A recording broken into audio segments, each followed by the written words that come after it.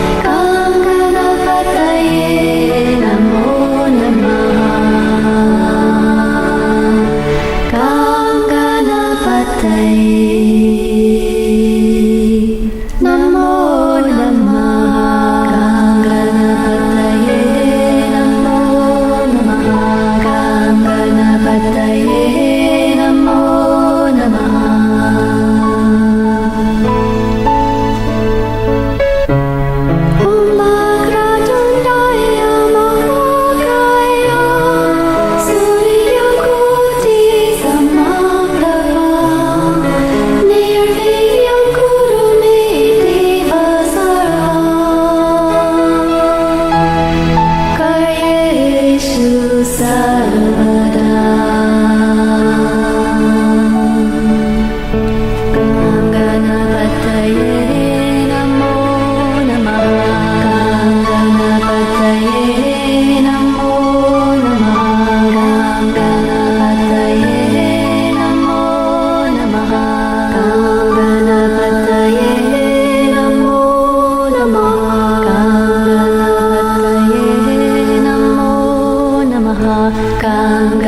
Ganapataye Namo Namaha.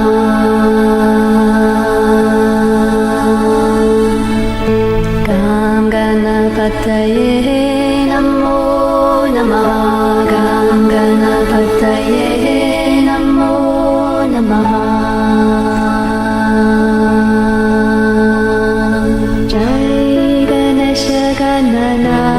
Dayani Sakala Vigna Karadura Hamari.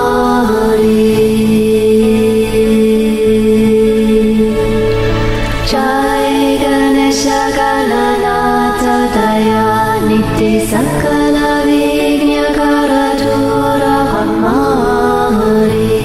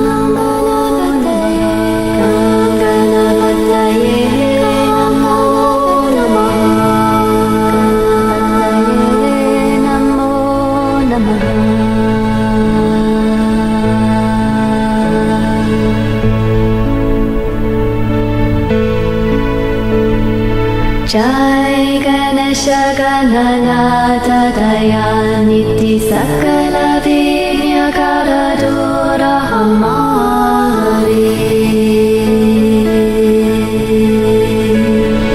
Jai Ganesha Gananatha Dayaniti Sakala Vigna Karadura Hamari.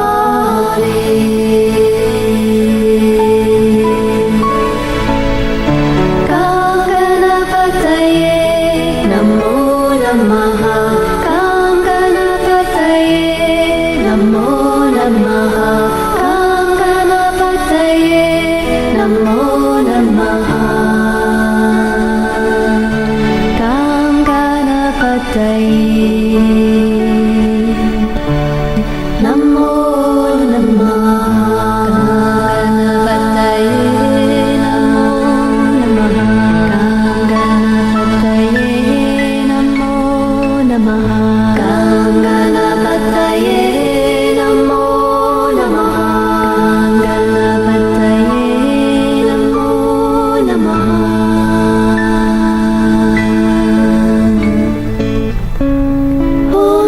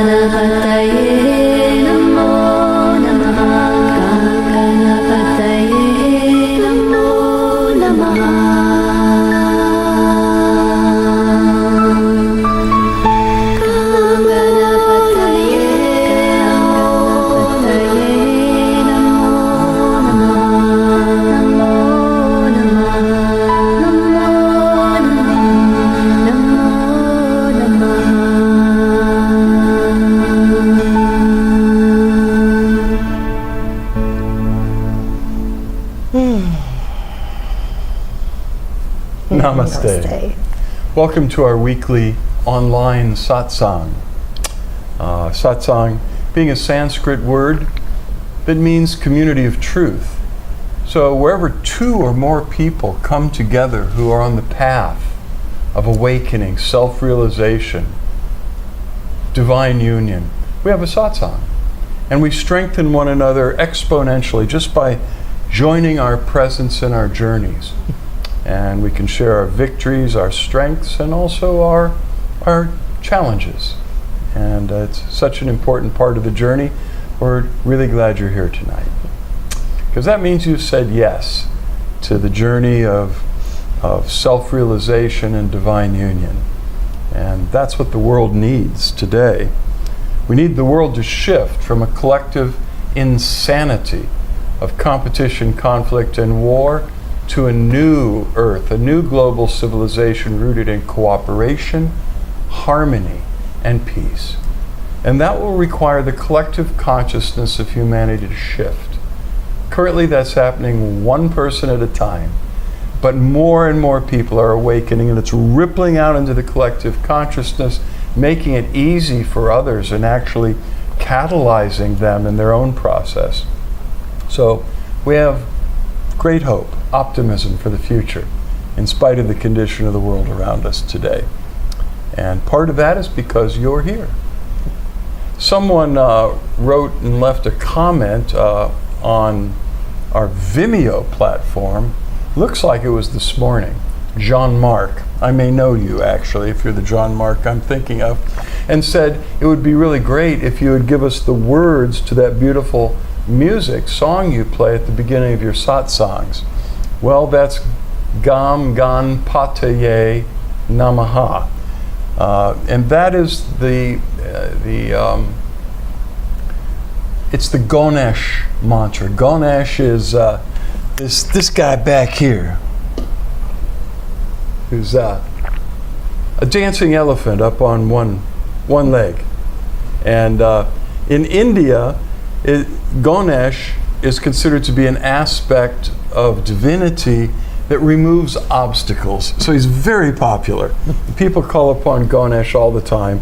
And of all the various aspects of the divine, and there are millions in India, in Hinduism, he's about the least scary, most fun guy, and a great ally to have in the spiritual journey. Anyway, that's the Ganesh mantra. Gam Gana Pataye Namaha is invoking the presence of Ganesh. And if you want the words, this version was composed, the music with the mantra, by Angelica Schaefer. Angelica with a K. Schaefer, Schafer. A-E-F-E-R? I don't know. Nope. AngelicaHealingMusic.com. She likes to make it too easy. But I was going to say, you could Google her version and enter in the search lyrics. But it would be the same mantra whether it came from her website or somewhere else. And it's a very beautiful mantra and very gentle. But Angelica's a dear friend and a sacred psalmist, and she has generously given us permission to use her music in our online presentations. Though it did take Couple years. 3 years to convince Facebook that we weren't like stealing copyrighted material. So this very long letter from Angelica, and every week, come Tuesday morning, I'd have to send all over again to Facebook and going, why do we have to keep doing this? And finally, it worked. And now everybody's happy. And but that's what that song is. We like it a lot. Thanks for asking. Announcements.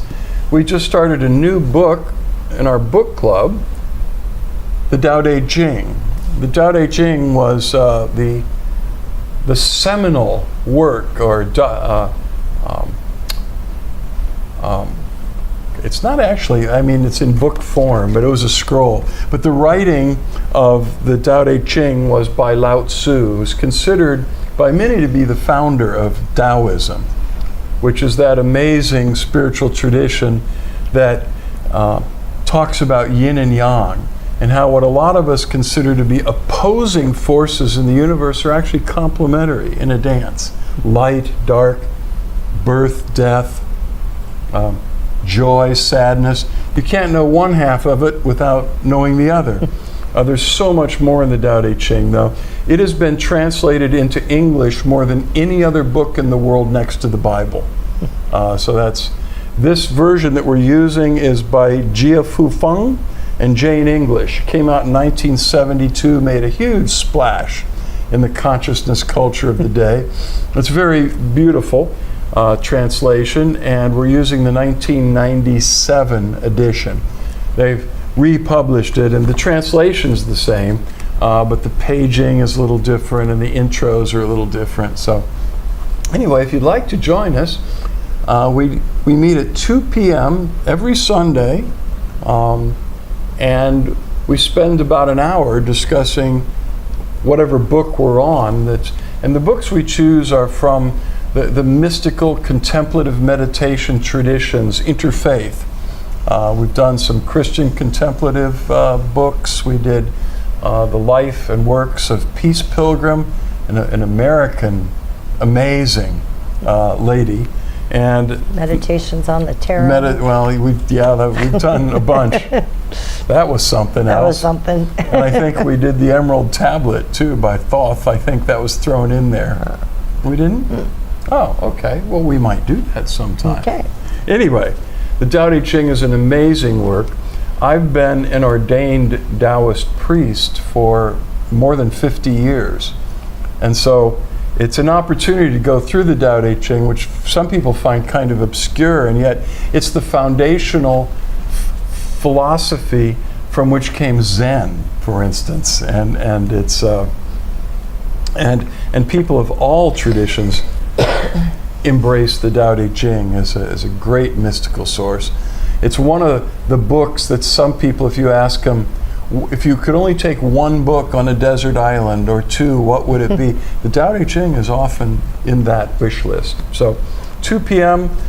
on Zoom or in person here at Flowering Heart Center. And then an hour later at 3 p.m., we have a centering meditation group, an interfaith centering group. If you want to know more, and you can come to one or the other or both if you'd like. And the information and the Zoom link are all on our website at floweringheart.org. I think that sums. This last week when we started, we got through the 2 different introductions, and we got through the first verse. There are 82 verses. They 81 verses. 81. They call them chapters. And while she said the 2 introductions, they're 1 page each. Right. 2 introductions, 1 page each, and the first verse of the Tao Te Ching, which, we might go back over that. Plus, I'll be posting. That's how long the first one is. They're not long, but they're full of interesting content. And I'll be posting the video of yesterday's Zoom, which was the first meeting around this book. Love to have you join us if you can, or feel drawn to. We like to open it at this point to questions and answers about the spiritual journey. Could be about your prayer or meditation practice. It could be about out of the body experiences. It could be past lives, future lives, other realities. Anything you'd like more light on and clarity. If you ask, it will help everyone. And the best questions concern things that you're encountering in your own spiritual practice and path. Because we all, our journeys are unique, but they parallel one another. So when you ask a question about something you're encountering or puzzling over, it absolutely helps everyone. Oh, and we're sharing throughout the satsang the Flowering Heart Blessing, which is a direct transmission of divine presence, divine awakened consciousness, unconditional love and grace that catalyzes the flowering of the heart, which is pointing to the truth that the divine source dwells within you in all of its fullness. And you can keep looking out there in the world and trying to find masters and enlightened beings, and you can learn a lot doing that. I've spent a lot of my life doing that. But what it comes down to eventually is that it's been inside of you all the time. The Flowering Heart blessing makes that connection and causes it to begin to activate and unfold within you. And it's a lovely thing. It's free of charge. And when you've received one of them, you're initiated, which means you're all soaking in it right now. And if you would like to, join us in holding an intention to flow out the Flowering Heart blessing to everyone who joins us in the web stream tonight and everyone who watches this video in the days to come. Many, many more people, hundreds of people sometimes, will watch this between one Monday night and the next. And we want them to have exactly the same experience, which they will, because the Flowering Heart blessing is spirit. And spirit is unbounded by distance or time. Spirit is always here and now. So if we're holding an intention for the people that will watch this video at any time, tonight or in the future, to experience the Flowering Heart blessing, they will, because the divine can just do those things. So while you're thinking about a question you might ask to catalyze our discussion tonight, I'm going to read us a little article and list of quotes from inspiringquotes.com, which is a website that we really enjoy sharing from each week. A group of authors writes brief little articles about relevant topics and then shares lists of quotes from illumined characters throughout time that shed light on these subjects we're discussing. So tonight is 16 helpful quotes to read when your relationship is struggling. And this was written and assembled by Brooke Robinson. Now, Brooke is actually Inspiring Quotes editor. And she's a cinephile. I mean, she loves movies, right? We do too. Oh, and she is a curry enthusiast based in Cleveland, Ohio. We love Ohio and we love curry. So there you have it. And here's what she has to say about struggling relationships. Despite what Disney movies and other ideas of fairy tale romance have tried to impart to us, all relationships go through rough patches. Whether it's a tiff over whose turn it was to take out the trash, or a more complex struggle regarding misaligned values or differing conflict styles, there will always be times when we don't see eye to eye with our partners. No one is tailor-made for anyone. We have to take the time and make the effort to learn to love our significant others in the ways they want to be loved and support them in the ways they need to be supported. And unfortunately, people don't come with instruction manuals. I noticed that. Yeah. So, except the Tao Te Ching. So this process can often be bumpy and uncomfortable. But if we're committed to growing with our partners long term, it's always worth it in the end. Here are 16 quotes to show us how we can effectively navigate through those tight spots and to remind us of the incomparable rewards that lie on the other side. Now, Brooke, she's the editor, she actually gets 16. Everybody else has been getting limited to 14 lately. Okay, here we go. Conflict is intrinsic to all relationships. The presence of bickering or disagreements doesn't mean the relationship isn't good or that it isn't worth it. Often, it's an alarm. Your relationship needs attention. Sometimes the best fight you can have is the fight for each other. Esther Perel. Never let a problem to be solved become more important than a person to be loved. I like that one. That's by Thomas Monsoon. Forgiveness is not a feeling. It is a commitment. It is a choice to show mercy, not to hold the offense up against the offender. Forgiveness is an expression of love. Gary Chapman. Assumptions are the termites of relationships. Steve Siskold. What can make a marriage work is surprisingly simple. In their day-to-day lives, happily married couples have hit upon a dynamic that keeps their negative thoughts and feelings about each other, which all couples have, from overwhelming their positive ones. John M. Gottman and Nan Silver. Love doesn't just sit there like a stone. It has to be made like bread, remade all the time, made new. Ursula K. Le Guin.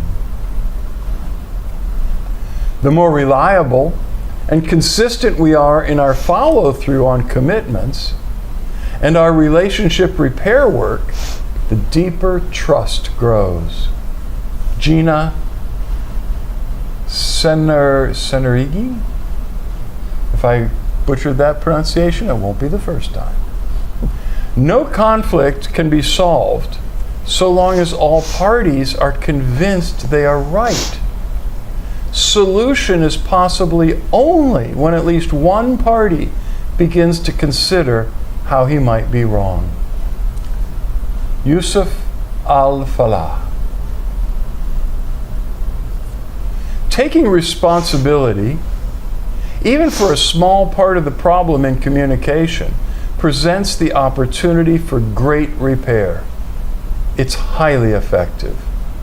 John Gottman, Julie Gottman, Doug Abrams, and Rachel Carlton Abrams. Those were two couples that came up with that. No one can dance with a partner and not touch each other's raw spots.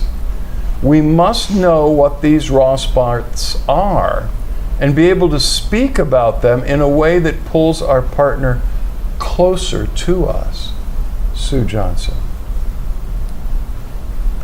Usually, if you address things that are bothering you from the get-go and receive a positive response, your whole demeanor will change.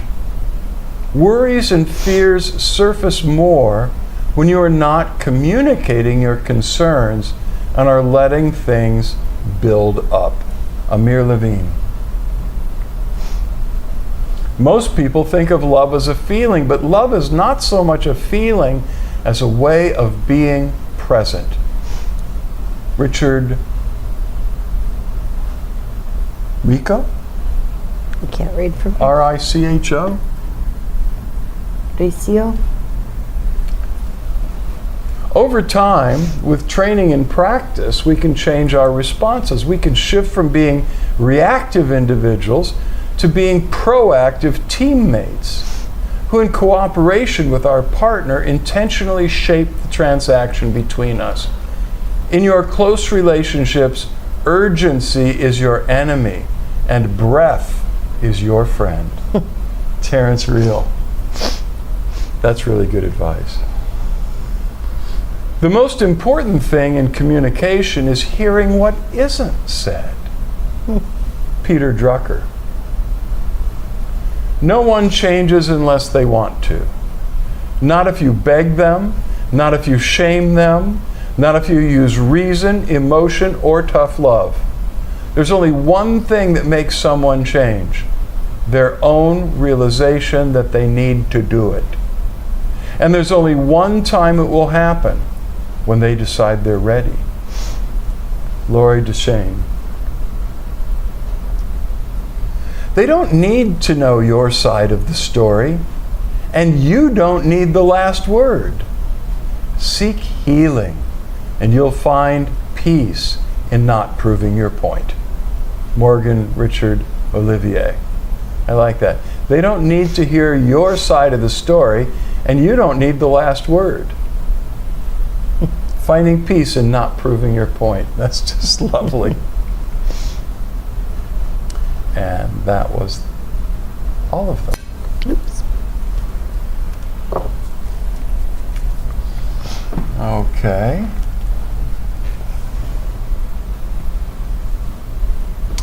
And let's see. Back here, nobody's giving us any questions, which is okay. Happy Labor Day, incidentally, if you're in the United States of America. It celebrates the advances that have been made in protecting the rights of laborers. And it almost sounds like a contradiction to say that right now. Don't get me started.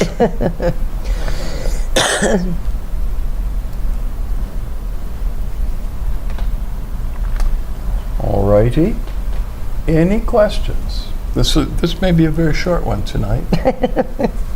I poured out my little heart yesterday with the teaching yesterday was, I am with you through it all. Jesus, the rebuker of storms. And if you missed it, it's right here on Facebook Live, it's on Vimeo, it's on LinkedIn, it's on YouTube. You'll find it somewhere if you look. But if you're on one of those platforms tonight, it's right there, and it's kind of a potent teaching. Every month I ask the Divine Presence, what would you have me say to your people?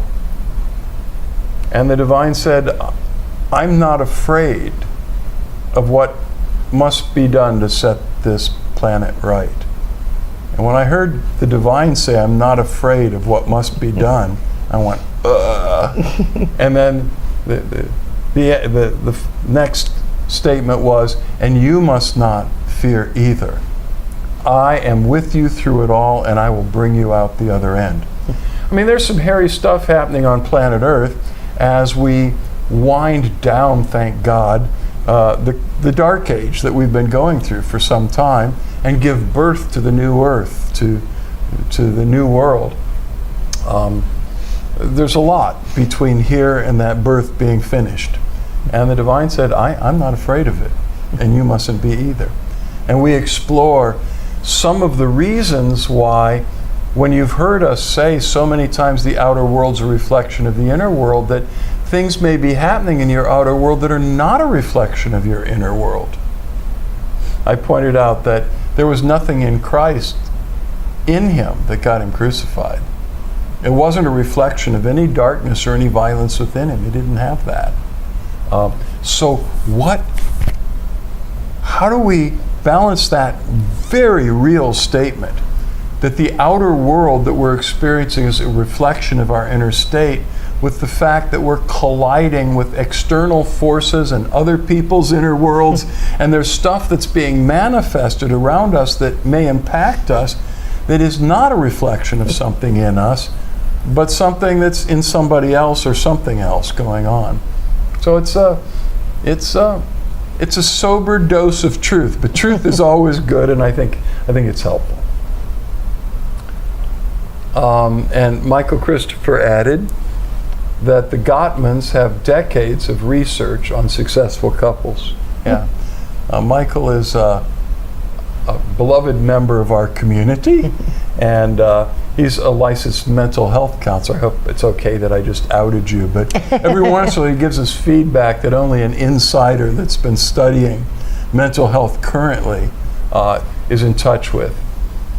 And the Gottmans' names just keep coming up a lot in my reading. So there it is. Thank you, Michael. Any questions? Any answers? I'll settle for an answer. Okay, Mike Davis. Okay, so Hi, Mike. Mike writes, I've been expanding my capacity for presence by making more time for contemplation, about 2 hours a day. Is it still live? Yes. Okay. So click This X. is where you find that out loud. Oh, I okay. tend to this constantly. right. I know it. That has nothing to do with anything. All right. I got it covered. Okay. Okay. I've been expanding my capacity for presence by making more time for contemplation, about 2 hours a day. It seems I need that much prayer now to stay victorious in daily life. Well, follow your heart. I know, too, you're a leader of a centering prayer group. And Thomas basically required that and said that he wanted all of the leaders of his centering groups to do at least 2 hours of contemplative prayer a day. That is an awesome commitment, and I commend you. I think you need to up it to 24 hours. No, I'm serious. No, you're not going to sit there in a chair with your eyes closed 24 hours a day. But I think that our contemplative practice can, in fact, be taken into everything we do in every moment, which is why in the centering tradition, Thomas taught the importance of having an active prayer phrase where you can constantly return to tapping into the presence no matter what's going on around you. But no, I honor that. That commitment is amazing. And a lot of us just couldn't do that because, well, a young mother, somebody that's working long hours. But some of us, I'm going to call you an old timer now. Some of us old timers that are doing spiritual work in the spiritual life, we do have, most of us, much more time that we could put in than we do. And back to one of our quotes, you can't cajole someone into changing. You can't shame them into it. You can't. The only way they're going to change is they have to decide that they need to. And so I know a dear friend of mine, and you know her very well, began to make that commitment just within the last year, although she's been doing it for as long as me, longer than you. And she noticed what a difference when she went on a silent retreat, a centering retreat, which I think was done online even.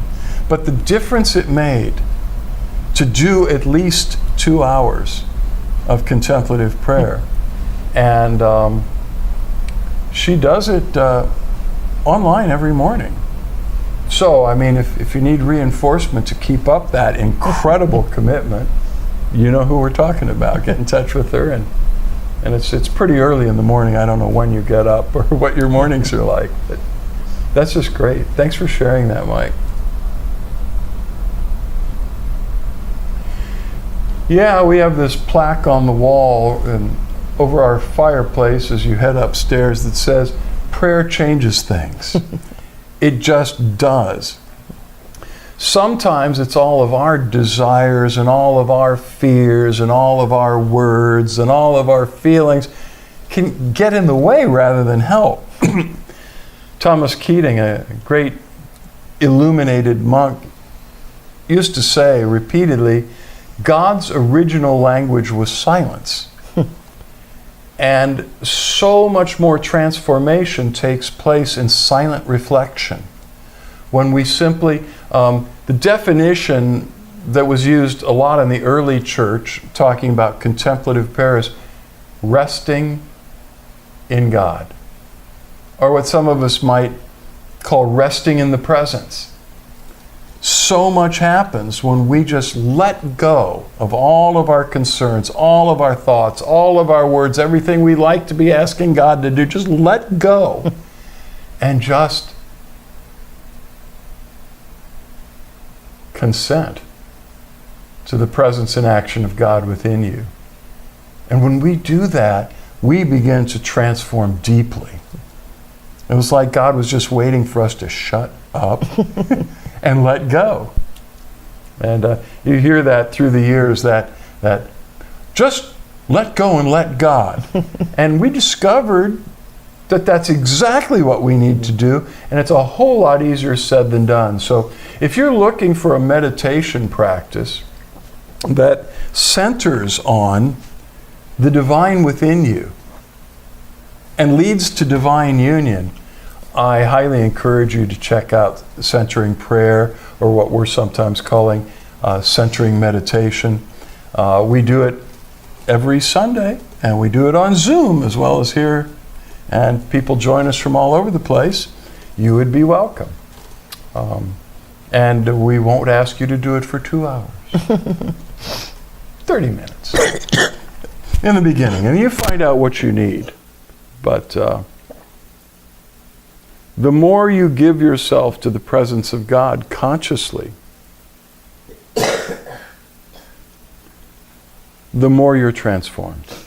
And the more you become a beacon, a vessel, an instrument of transformation in the world.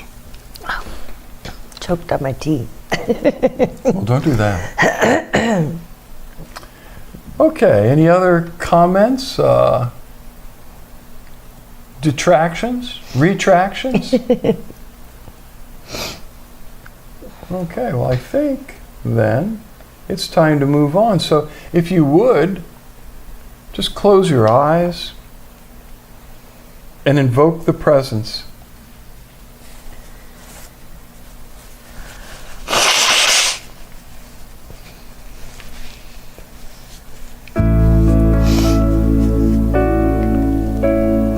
We've already said that the divine presence, the Godhead, the source of all existence, somehow mysteriously dwells in you in all of its fullness. Spirit's everywhere at the same time. So even though the mind may not be able to understand it, God can be fully present in me and you at the same time. This divine presence that dwells within you is pure, unconditional love. That means there are no conditions on its love for you. No matter how you screw up, no matter what has happened in the past or what may happen in the future, the divine will never stop loving you in a way that is beyond our understanding. The presence within you yearns to draw you into itself in total oneness. We're already one with the divine, through and through, but the mind has created this illusion of separation and distance. The divine would like to dissolve that and remove that veil that you might experience your true oneness with the divine and with all that is. All you need to do is give yourself to the divine. Let go into the arms of this presence who loves you beyond your wildest dreams, and it will draw you into the center of itself. When that connection begins to unfold, the divine will flood your spirit with light. That's enlightenment. So open yourself to the presence and invite it to flood you with grace and light. It will fill your spirit with joy and life, and free you from the suffering that arises as a result of feeling separate, distant. It will flood your soul, the layer of your being that is filled with thoughts and emotions and plans and programming, and it will clear it and fill it with divinely inspired thoughts and feelings and plans. It will flood your physical body, that outer layer of your being, with healing, and divine health. So receive. Drink it in. Now's the time to just receive the presence. Breathe it in, drink it in, soak it up. There's plenty more where this is coming from. Let it illuminate your spirit. Heal and clear your soul.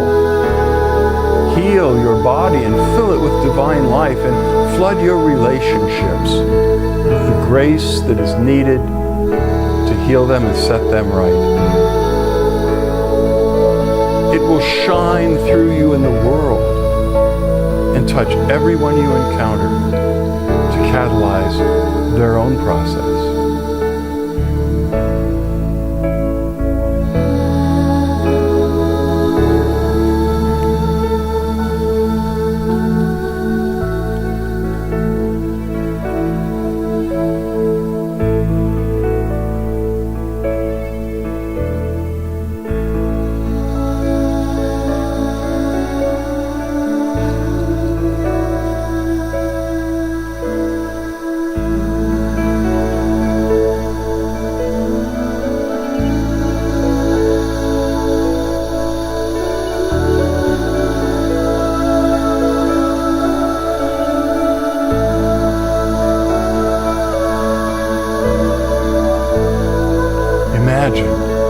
Visualize us sitting together in a blessing circle.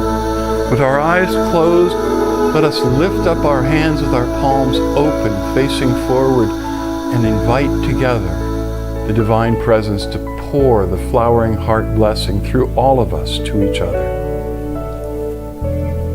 As it flows through you to the others, it transforms you. Truly, it's more blessed to give than to receive. We need both. So let the divine give the blessing through you to everyone with us in the circle.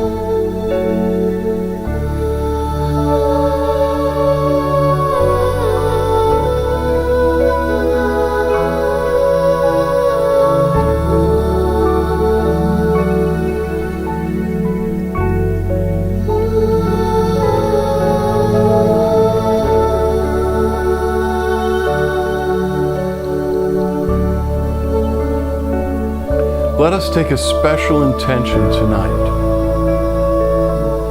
for the laborers, not just in the U.S., but throughout the world.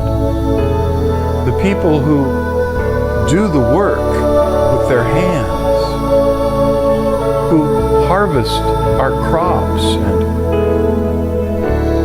build our homes, and do so many things that many of us don't particularly want to do, and the laborers of the world are so exploited by those in power. Let us ask the divine for a special blessing tonight for all those who are part of the labor force of the world.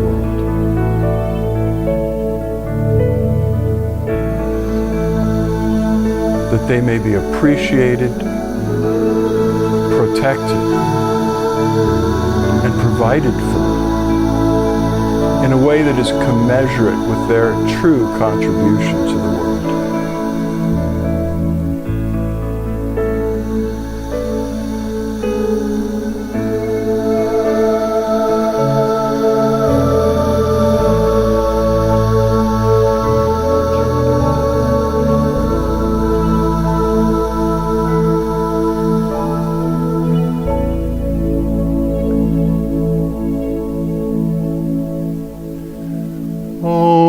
Shanti, Shanti, Shanti.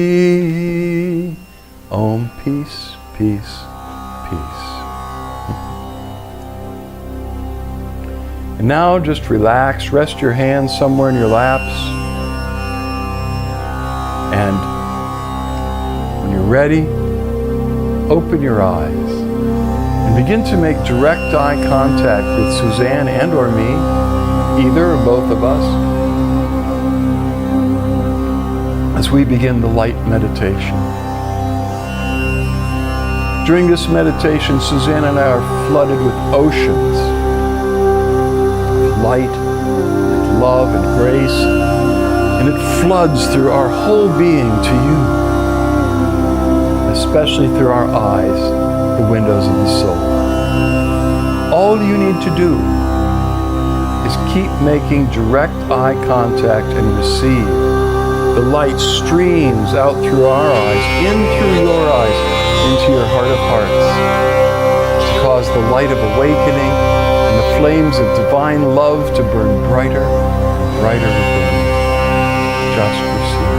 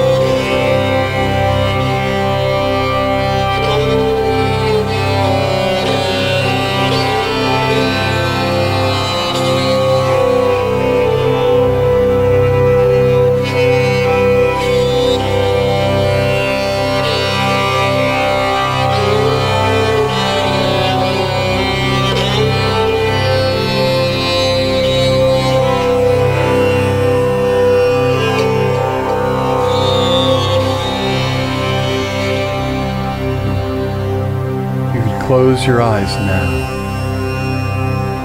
And meditate with us for a few more moments as the grace we receive settles.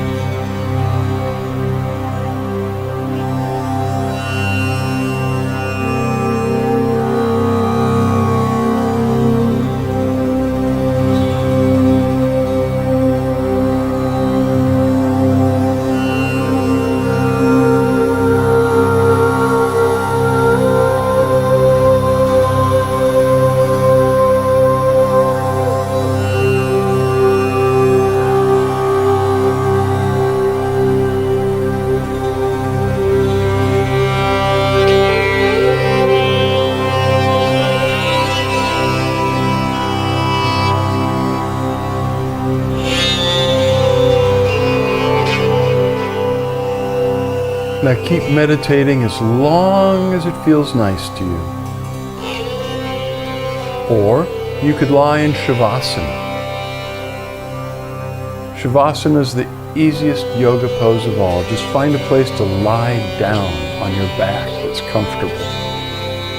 You close your eyes and let your arms be loosely at your sides with your palms open, turned upward, and just dissolve in the presence with gratitude. We love you very much.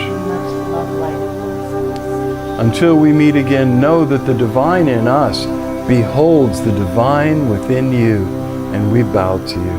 Namaste.